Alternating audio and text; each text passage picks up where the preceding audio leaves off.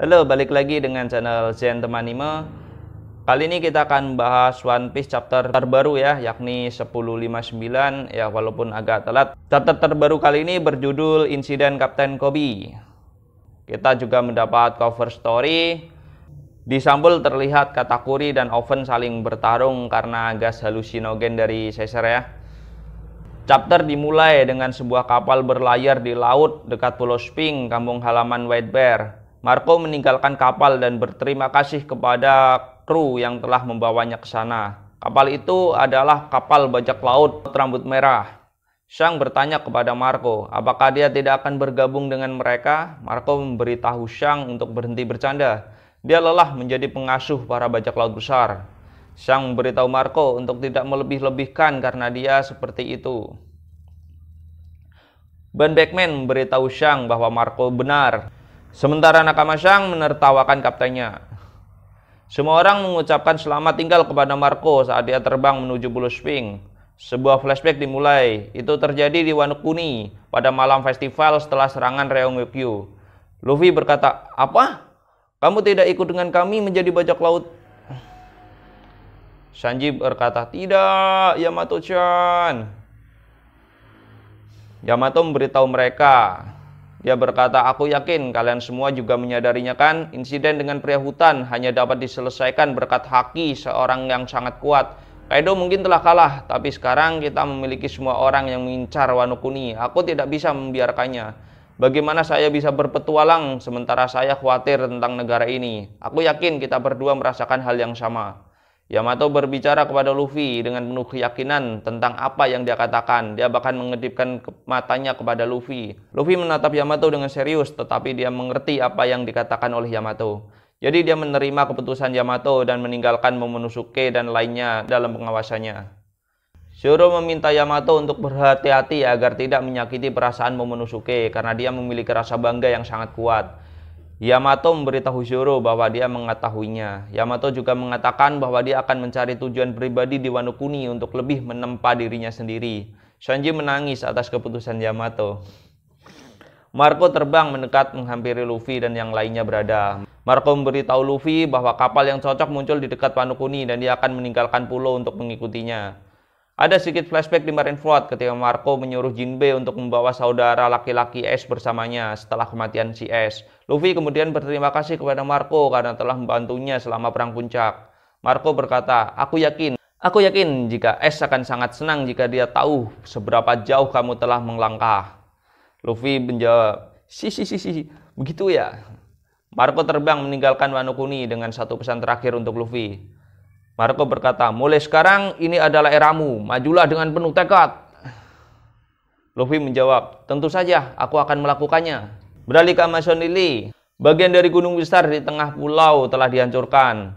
Gloriosa mengatakan ini pertama kalinya pria dapat menyerang pulau begitu dalam. Dan kerusakan di kota pun sangat besar. Hancock mengatakan bahwa selama di pulau ini musuh akan terus datang. Hancock berkata, sekarang situasinya sudah begini, aku ingin menikah dengan Luffy." Gloriosa menjawab, "Kamu telah menginginkan itu bukan sesuatu yang baru." Sebuah flashback pun dimulai. Itu terjadi selama serangan Angkatan Laut beberapa minggu yang lalu. Angkatan Laut berhasil mendobrak gerbang kota, tetapi Kuja melakukan serangan balik. Angkatan Laut kemudian memerintahkan untuk mengirimkan pasifita baru yang disebut Serapin ke garis depan dan memerintahkan juga untuk mengaktifkan kamera perekam juga. Wakil Laksamana Yamakaji mengatakan bahwa Hancock belum terlihat. Seorang gadis kecil dengan sayap api di punggungnya muncul di depan Marguerite dan juga Sweet Pea. Tetapi mereka tidak ingin berkelahi dengan seorang anak. Gadis yang memiliki pupil berbentuk bintang menembakkan laser dengan tangannya seperti pasifita yang sudah pernah muncul. Tiba-tiba kapal laut Black Bear muncul di belakang kapal Angkatan Laut. Gempa laut yang kuat mendorong kapal perang dari jalur Black Bear menuju Amazon Lily. Angkatan Laut mengatakan Shaking akan melihat kita saat gempa laut. Teach mendarat di pulau dengan Katarina Devon dan juga Fast Shot. Teach berkata, "Syah, aku di sini untukmu, Ratu Bajak Laut. Tidak mungkin aku akan biarkan kekuatanmu jatuh di tangan Angkatan Laut." Katarina mengatakan, Hancock memiliki wajah yang indah sehingga dia ingin kepala Hancock menjadi harta karunnya. Teach memberitahu Katarina bahwa dia bisa melakukan apapun yang dia inginkan selama dia bisa mendapatkan kekuatan Hancock. Vasco berkata, lebih baik menangkap Hancock hidup-hidup dan membawanya bersama mereka. Angkatan Laut meminta Wakil Laksamana Yamakaji untuk memberi mereka perintah untuk menyerang Blackbird, tapi Yamakaji mengatakan bahwa mereka harus menunggu izin dulu dari markas besar. Tate menyerang Angkatan Laut dengan kekuatan buah iblis gura-gura saat dia menyuruh buah Hancock untuk keluar. Kobe masuk bersama kelompok Angkatan Laut di kota Kuja dan mencoba berunding dengan buah Hancock. Kobe berkata, Hancock-san, kami tidak ingin menggunakan kekerasan. Jika kamu ikut dengan kami, aku berjanji akan dengan segera pergi. Marigold dan Cendrillon menyuruh kakaknya menjauh, karena mereka akan mengurus Angkatan Laut. Namun Hancock menuju ke pertempuran. Hancock, sungguh konyol. Aku tidak akan berada di tengah kedua belah pihak. Aku tidak tunduk kepada siapapun. Tuhan Tate meminta bantuannya kepada musuh baru yang muncul. Itu anak kecil, tapi mereka tidak bisa berbuat apa-apa terhadapnya. Kami melihat ledakan yang disebabkan oleh laser dari Pacifica. Tate, hah? Tidak mungkin. Rambut putih, kulit coklat, dan sayap hitam. Anak itu tiba di tempat Tate berada. Anak itu juga memiliki nyala api di punggungnya dan membawa pedang besar yang mirip dengan pedang Mihawk. Sebenarnya anak itu terlihat seperti Mihawk versi bocah yang digambar oleh Oda di SBS. Anak itu menyerang Tate. Tebasan pedangnya memotong burung besar di pulau itu menjadi dua bagian. Tate, PX sialan, bocah ini adalah Pacifica. Apa yang terjadi? Pacifica menyerang Tate lagi, tetapi dia menghentikan pedang dengan tangan berlapis kakinya. Tate menggunakan kekuatannya untuk menyerang semua yang ada di sekitarnya. Black Hole! Buah Hancock menggunakan serangan Slave Arrow untuk mengubah semua musuh di sekitar menjadi batu, termasuk juga Helmeppo dan Wakil Laksamana Yamakaji. Kobe memerintahkan Pacifica untuk segera berhenti karena bisa menghancurkan patung batu dengan sinar lasernya. Buah Hancock akan menggunakan Perfume Fury, menyerang tetapi seseorang menghentikannya. Di dalam halaman ganda yang mengesankan, terlihat bahwa Tate telah mencengkram leher buah Hancock dan dia mengangkat Bangkok dari tanah di depan bajak laut Kuja dan juga Kobe yang ada di sebelah mereka. Tate menggunakan kekuatan buah iblis Yami-Yami, jadi buah Hancock tidak bisa menggunakan kekuatannya. Di sini terlihat juga pengumuman bounty baru mereka, yakni ada mantan Shichibukai kasar wanita bajak laut buah Hancock dengan bounty 1.689 juta berry. Syahahaha, sepertinya mereka memanggilmu kaisar wanita karena suatu alasan. Oh, kau mengubah semua idiotku menjadi batu. Kaisar Laut Blackbird, Marshal the Teach dengan bounty 3.996 juta berry. Saat Teach mengatakan ini, kita melihat bahwa bahkan Katrina Devon dan Vasco Shot telah berubah menjadi batu. Kobe tidak tahu apa yang harus dilakukannya dalam situasi ini. Tate memberitahu Hancock bahwa dia telah dengan sabar menunggu untuk mendapatkan kekuatannya. Hancock mengatakan kepadanya bahwa kekuatannya itu bersumber atas kecantikannya sendiri. Jika Tate membunuhnya, mereka yang telah berubah menjadi batu akan tetap dalam keadaan seperti ini. Bahkan pengguna buah iblis Mero-Mero berikutnya tidak akan bisa membalikannya. Kobe mengatakan bahwa Hancock adalah masalah yang lebih besar dari yang dia duga. Tate berkata, situasi ini sepertinya tidak akan berubah kan, pahlawan Kobe? Anda membantu saya dalam insiden pelabuhan Roxy. Berkatmu, aku bisa mengalahkan Ochoku atau Wangshi dan menjadi bos dari Pulau Bajak Laut. Kobe tidak berkata apa-apa. Tate berkata, apakah Anda benar-benar berpikir jika saya membiarkan dia pergi, dia akan menjadi baik dan membuat semua orang kembali normal? Kobe menjawab, jika dia tidak membuat para prajurit kembali normal, ini akan menjadi masalah yang besar. Hancock berkata, aku akan melakukannya jika kalian semua meninggalkan pulau.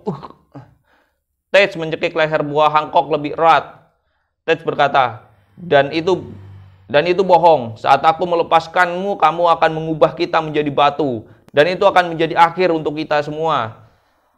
Bukankah begitu? Sejujurnya saya berpikir tidak mungkin seorang pria tidak terpengaruh oleh kekuatanmu. Ini situasi yang sulit, jadi kurasa aku harus membunuhmu saja.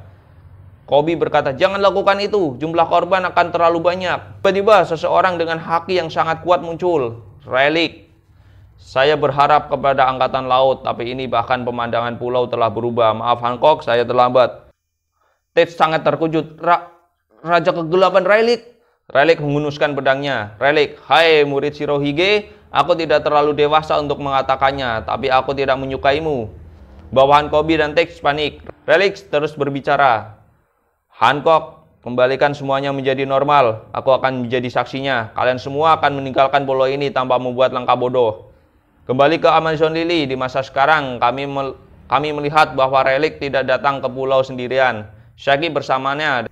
Di sini kita tahu bahwasanya Shaggy ternyata adalah seorang ratu di Amazon Lily di 2 generasi sebelumnya.